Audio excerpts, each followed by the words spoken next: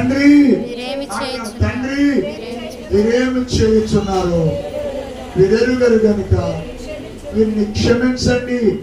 తండ్రి దగ్గర ఆ ప్రార్థన చేసి ఉండకపోతే ఈ రోజు ఖచ్చితంగా నిత్య శిక్షకు వాళ్ళు కాదు, మనము కూడా గురైపోయే వాళ్ళమే, మనము కూడా శిక్షకు గురైపోయే వాళ్ళమే.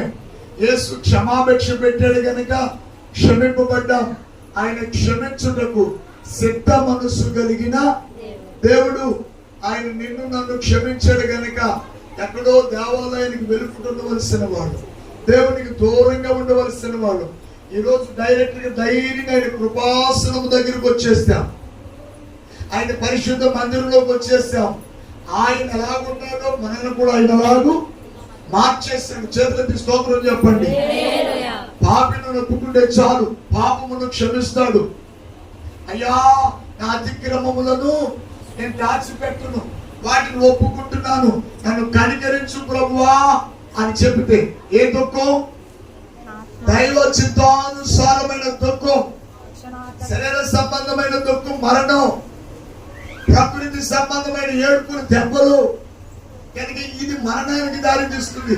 దైవ చిత్తానుసారంగా ప్రభువా నన్ను క్షమించు, నా పాపమును క్షమించు, తెలియక చేశానయ్యా, తెలిస్తే నేను చేసేదాన్ని కాదు.